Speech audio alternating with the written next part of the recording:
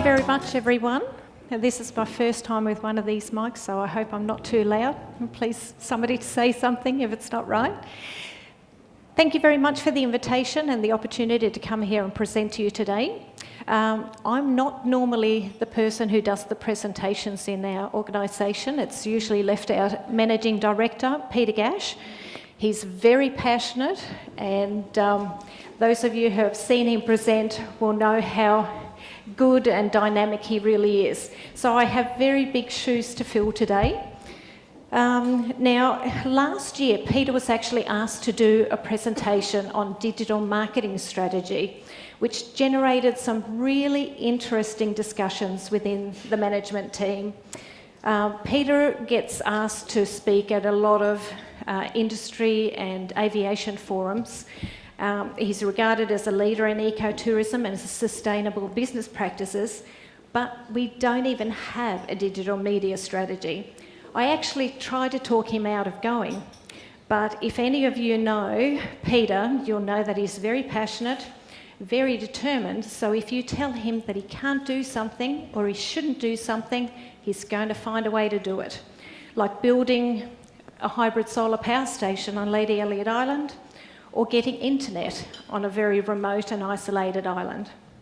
So I'm definitely not an expert on social media. I'm going to leave that to the social media experts that you're going to hear from over the next 2 days.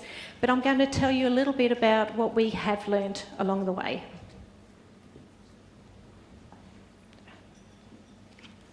All thumbs.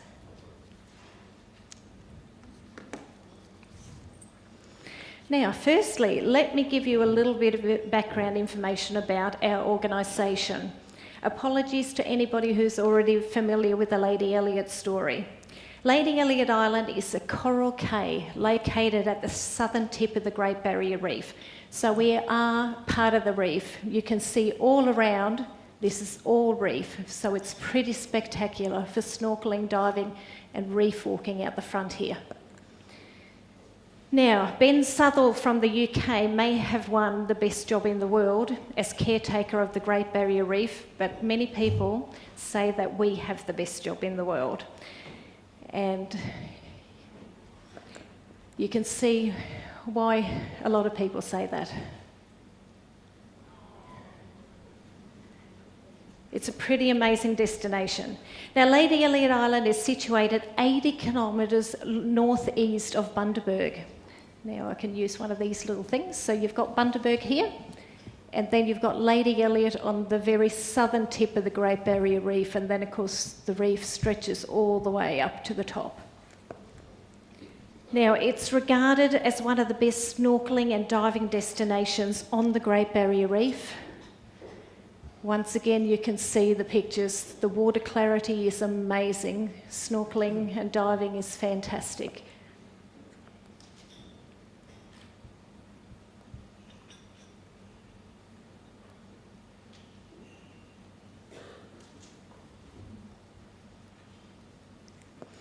Now, Lady Elliot Island is actually a Commonwealth Island, so we lease it from the Great Barrier Reef Marine Park Authority in conjunction with the Queensland Parks and Wildlife Service. Now, our Managing Director, Peter Gash, has been operating flights from the Gold Coast to the Great Barrier Reef for 30 years. Peter is a pilot, and he and his wife have owned and operated Sea Air Pacific since 1990. In the early days, he flew to Lady Musgrave Island on float planes so that guests could experience the Great Barrier Reef. By the mid-90s, he'd swapped the floats for wheels and started flying guests to Lady Elliot Island.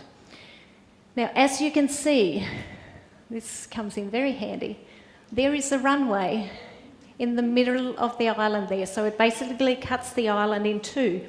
The runway is only 650 metres long, so our pilots have to be very talented. We don't want our guests to go snorkelling straight from the plane. Peter and Julie and two partners took over the lease on Lady Elliot Island back in 2005, and it has been a really steep learning curve. They had no experience in running a resort, and they have faced many challenges along the way. We operate a 41-unit low-key eco-resort on the island. It's very laid-back, basic but comfortable accommodation. But the location is second to none. A lot of the units are right on the beachfront. The Lady Elliot Island Eco Resort strives to provide guests with a genuine ecotourism experience. We operate on a 4Es philosophy. To look after the environment, we need to be efficient, economically sustainable, and to educate effectively. Now, due to our remote location, the only regular access is by aircraft that we charter from Sea Air Pacific. Boats would take far too long, and I think by the time you got out there, you would be very, very seasick. Now, we have daily flights from the Gold Coast, from Brisbane, Hervey Bay and Bundaberg.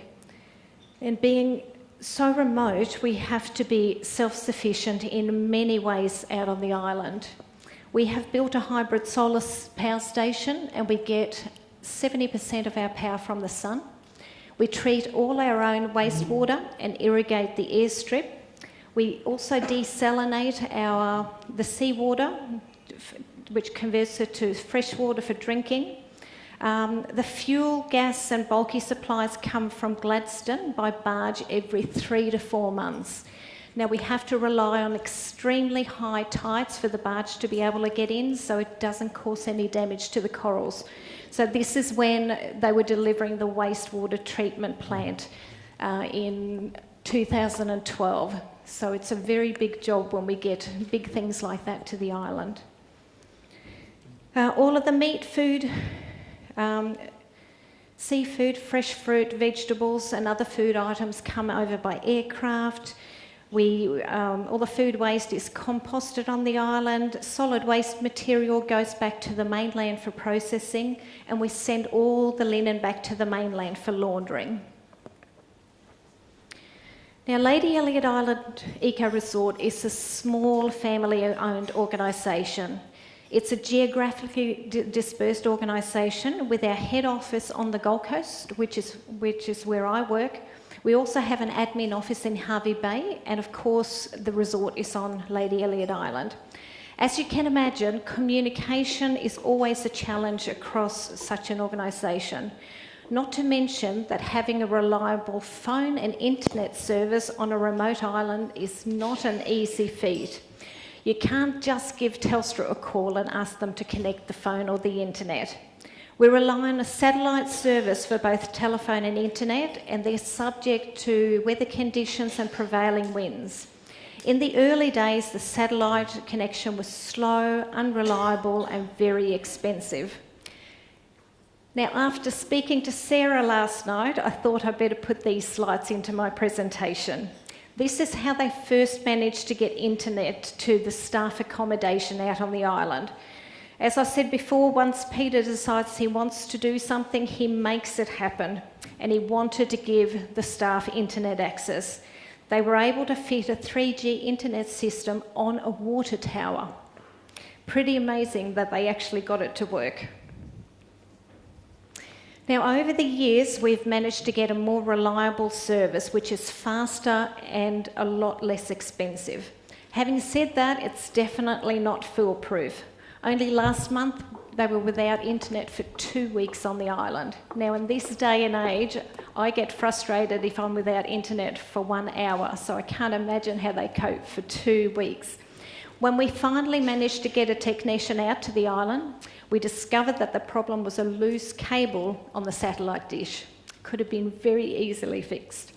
So we're now back online, and hopefully we won't have any major problems for a while.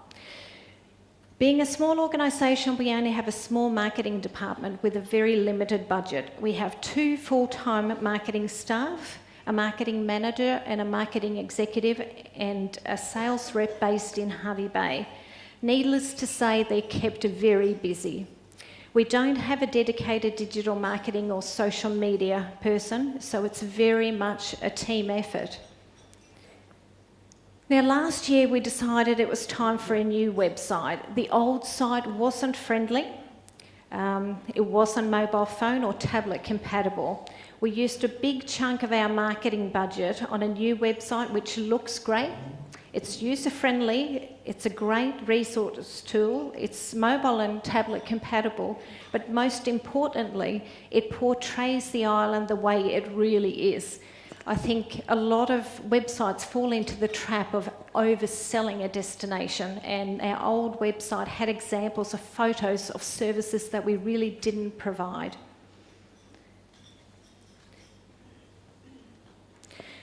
Now, we've used one of my favourite photos on the background of our website, and what I really love about this photo is that you can clearly see that the coral is brown. Now, most hard corals are brown in colour, and a lot of our coral on Lady Elliot Island is brown. So what people see is exactly what they're going to get when they go out there. There's fantastic colour in the marine life, and of course there are some areas where you get beautiful corals in colour, especially for the divers, but not everybody's going to see that. Now, we're very lucky that we get approximately 70% of our bookings direct. I think that's very unusual in this day and age. Now, they often come from inquiries via the website. People can't book online, but they can send a booking inquiry.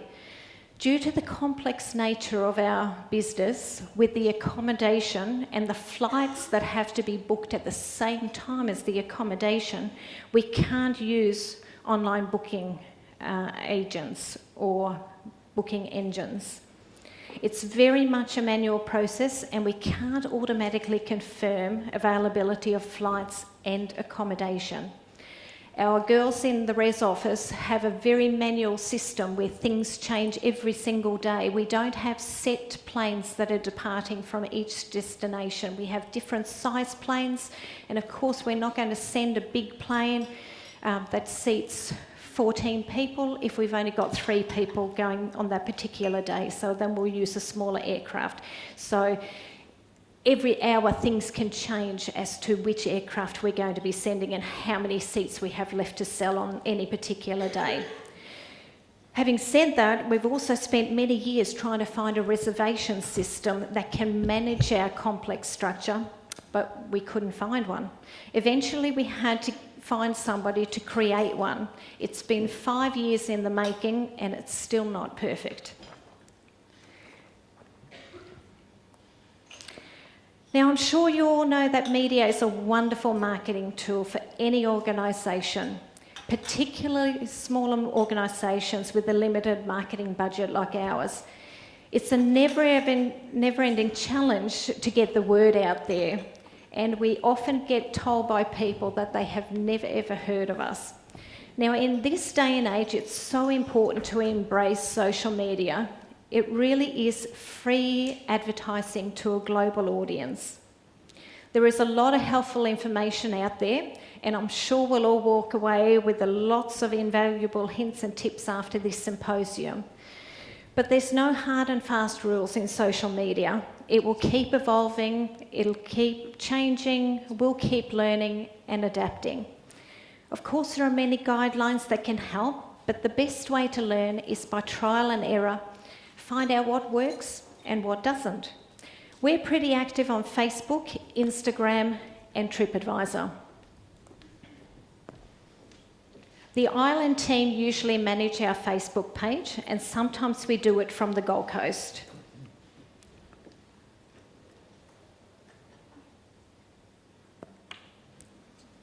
We mainly post photos and videos taken on the island, but we also share photos and videos that other people have given us or information of interest. We currently have over 7,500 likes on Facebook, and it grows on average between 30 to 40 likes a week. Peter's daughter Amy manages our Instagram page, and she has done an absolutely fantastic job. In August last year, we only had 150 followers on Instagram, and last night she sent me an email to say that we had reached 4,000 followers, so she's really done a great job. We also have YouTube, Google+, Pinterest and Twitter accounts, but we haven't been as active on those. Amy did try a little bit on Twitter and Pinterest, but didn't get a great result, so we've been focusing on the others. But maybe I'll try my hand on tweeting over the next couple of days. See how we go. Now, we talked about starting a Facebook page quite a few years ago, but decided that there was no point in trying to do it on the mainland. It really had to be done on the island where all the action was. We're very lucky to be in a location that's so beautiful, and we have the opportunity to take some amazing photos, but they needed to be posted in real time. As you can imagine, sometimes it takes a while for information to filter through to the mainland. People want to know when we have the first turtle nest for the season, when we have the first hatchlings for the season, or when we have the first whale sighting for the season. Often we don't hear about it until months after it's happened or weeks after it's happened. Now, they did have internet in the office on the island, but as I mentioned earlier, the service was unreliable and very slow, so Facebook on the island wasn't really an option at the time. When we eventually got more reliable internet service, we were able to extend internet to our staff. It's not easy working on a remote and isolated island without contact with the mainland, so having the internet was fantastic. It enabled staff to keep in touch with family and friends, and it also helped the company retain staff on the island. They first set up a Facebook page in August 2012 to keep family and friends updated with what was happening on the island and the amazing marine encounters. People started sharing our photos and videos, and more people liked our page. One of our lucky guests captured this close encounter with a humpback whale. What an amazing photo and experience for the guests.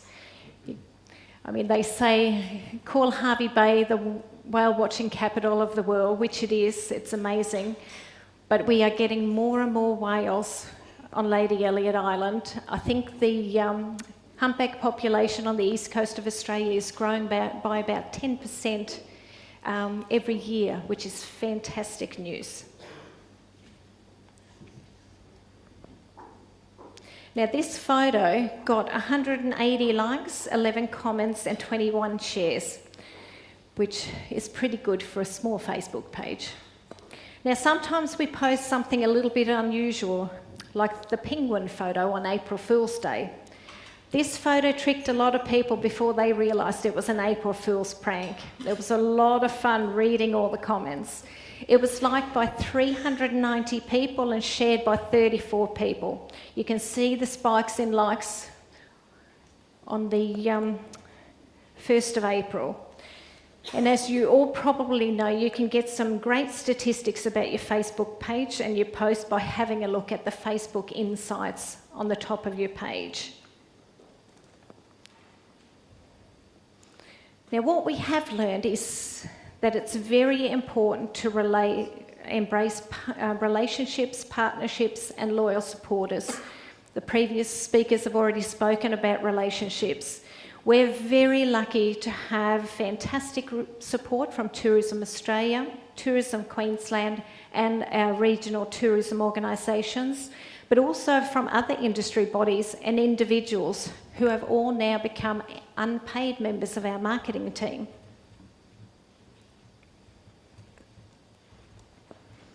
When Tourism Australia posted an album from Lady Elliot Island on their Facebook page 12 months ago, we really discovered the incredible reach of social media. As you probably know, Tourism Australia's Facebook page, australia.com, has almost 6 million likes. That's people from all over the world, from all walks of life. The Lady Elliot Island received over 50,000 likes and 7,500 shares. It generated 364 new likes for our Facebook page within 48 hours.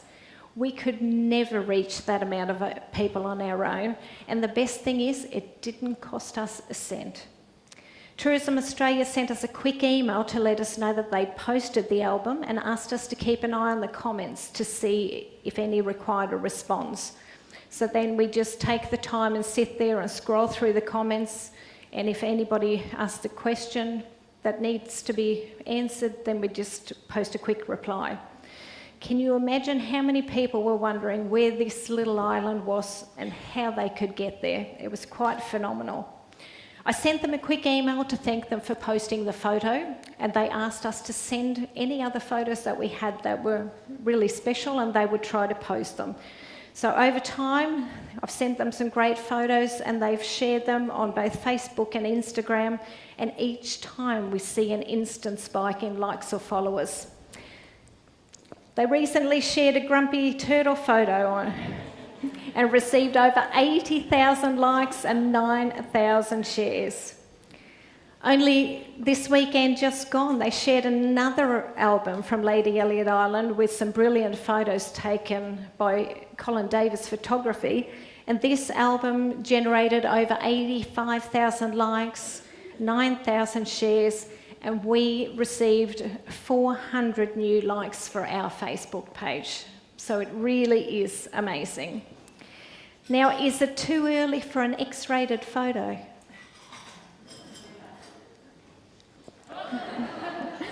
One of our guests captured a very unusual shot of two turtles mating on the beach. Now, this is very unusual because they usually mate in the water, so you can't really see much of the action, so this was quite a sight.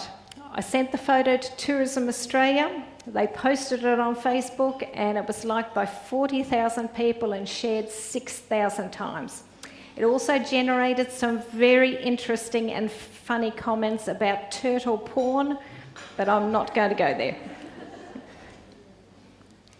Now, Tourism Queensland has over 1 million followers on their Facebook page of Visit Queensland Australia. They posted an album from Lady Elliot featuring photos taken by Cara Murphy, and it received 16,000 likes and 71 shares. Now, Instagram obviously is just as powerful as Facebook, and we have similar success with photos posted by Tourism Australia, Tourism Queensland, our regional tourism organisations, and other relationships and partnerships that we have. So I would encourage you, it's been said before, to make the most of your contacts and partnerships, embrace and develop your relationships with your key tourism bodies and stakeholders, because they really can do things that we can't possibly do on our own. Now, we also are very lucky to have a good relationship with many photographers and videographers. Ben and Di from Fun Travel TV do most of our videos for our website. Now, they're just as passionate about Lady Elliot as we are, and they really do go above and beyond, posting photos and videos on social media, exposing us to all of their followers. Now, some of you may be familiar with Darren Dew, who is a Canon master underwater photographer. He does a lot of photography for Tourism Queensland and Tourism Australia. He hosted the inaugural Photo Frenzy workshop on Lady Elliot Island last year, and then this year he teamed up with Sean Scott, who is a photographer from the Gold Coast, and they have tweeted some amazing, or shared some amazing photos on Instagram and Facebook. Now, Sean Scott is definitely somebody to follow if you're keen on photography. His photos are absolutely unbelievable.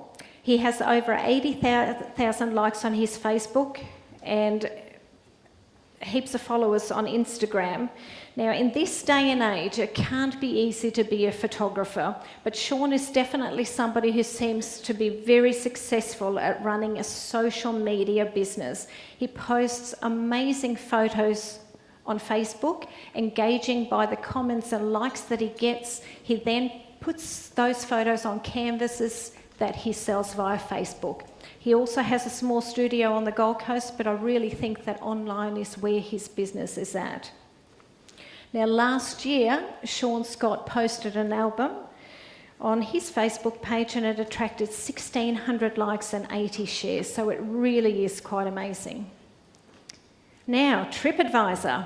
Everybody seems to have an opinion about Tripadvisor. People either seem to love it or hate it. We have a business listing for the resort, and we have a standard listing for the Lady Elliot Island day tour. Although we used to find Tripadvisor very frustrating because you have no control over it, we have decided to embrace it. We decided to invest in a business listing for the resort in January last year. Now, with the business listing, you can feature a link to your website, a phone number, and an email straight to the hotel. You can also feature a special offer and an announcement. That's the special offer, and that's the announcement. Now, we use the announcement to highlight the fact that people have to contact our reservations team for price and availability, because a date search on Tripadvisor is not going to yield a result because we don't have online travel agents. Now, I monitor Tripadvisor daily, and any reviews that we get through, I send them out to our entire organisation. I think it's great for everybody to see the feedback, and of course then we can immediately address any issues that have been raised. We don't reply to all reviews. I know that they say that you really should, but I think if you're going to take the time and the effort to do that, then they really need to be individually addressed, and we just don't have the manpower to do that. But we do make sure that we address all the negative reviews so that the Tripadvisor community knows that we do take them very seriously. We're very honest and very diplomatic in our replies. We find that other guests will very quickly slam any reviews that have comments that aren't warranted, or if people have unrealistic expectations. For example, every so often, people will complain about the smelly or noisy birds. We don't make any excuses for the birds. We're very privileged to share the island with them. Lady Elliot Island is a very important seabird breeding site, and it's important that guests know that there's going to be birds on the island. There's going to be a lot of birds on the island. So if you don't like birds, then Lady Elliot Island is not the right destination for them. Now, after a few years of average reviews on Tripadvisor, we are now sitting on 89% thumbs up, and we have received a Tripadvisor Certificate of Excellence 2 years in a row. Now, we've always had a lot of inquiries from travel writers, journalists, photographers and other media wanting to come out to the island, but today we're also inundated with requests from travel bloggers, tweeters, Instagrammers wanting to come out. Sadly, we can't say yes to everyone, and we have a strict policy that we don't pay anyone, whether it be for photos, videos or documentaries. We always do our research to make sure that these people are who they say they are and don't simply want a holiday. I'm sure you have had a few of those, as we get a lot. Now, are their followers a good fit for your organisation, and what will your organisation get out of it? Make sure that they deliver what they promise. Make sure that they tag you or link your organisation in any photos, posts, articles that they publish. It's amazing how often that doesn't happen. We don't have a blog, but we learned how powerful blogs can be when likeable larrikin Ben Southall, who won the best job in the world. Now, I'm sure many of you will remember Ben. Ben visited Lady Elliot Island at the very tail end of his 6-month reign as caretaker of the Great Barrier Reef, and he fell in love with the place. He posted blogs and photos from Lady Elliot that reached thousands of people. Ben has since visited Lady Elliot many times, and he has become very good friends with our managing director. And Ben talked Peter into joining him in the first leg of the best expedition in the world, which was an 85-kilometre pedal and sail from the town of 1770 out to Lady Elliot Island. Who in their right mind would do something like that? I don't know. Now, sometimes we know when journalists and bloggers are coming out to the island, and other times we don't. We often get sent copies of articles and blogs that have been written about Lady Elliot, so it's always a nice surprise when you get something from someone that you weren't expecting or you didn't even know that they were going out there. We recently received a dive blog from Surface Internationals who gave us an amazing plug. Lady Elliot Island rates, in our opinion, as one of the best dive destinations that we've had. And I don't think you can get much better than that. We also have a great relationship with Underwater Earth, with Catlin Sea View Survey. They have actually created an underwater Earth through Google Plus and Google Maps, so people can actually do a virtual dive on Lady Elliot Island. Now, we do have that on our own website too, if you ever feel like going in for a dive without getting your feet wet. Project Manta is another important relationship that we have. Project Manta was a research project on manta rays. They come out to the island through an Earthwatch expedition with some volunteers several times a year. Now, they've done some amazing research out on the island. Initially, it was thought that we had a manta ray population of about 40 individuals, and through the research that they have done and the photographs where they have identified the individual manta rays, they have now documented over 700 individuals that frequent our waters. So as you can see, the underside of the manta rays, they've all got individual markings, so they're almost like our fingerprints. No two are the same. The ABC have also produced a documentary about Project Manta, and filming took place in manta hotspots such as Mexico, Micronesia, Maldives and Lady Elliot Island, so we're in very good company. Needless to say that we get very good exposure via Project Manta and Earthwatch and their social media channels and associated media. So in summary, I just want to say thanks to the enormous reach of social media, our tiny coral cay has been seen by people all over the world, and we could never pay for that kind of publicity. We've been breaking all previous records over the past 12 months, and we have never been busier. Just a few more images, I couldn't help myself.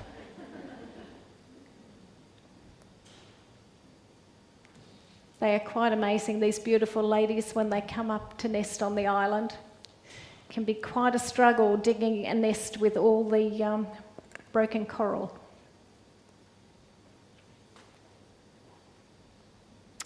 So that's it from me. Thank you so much.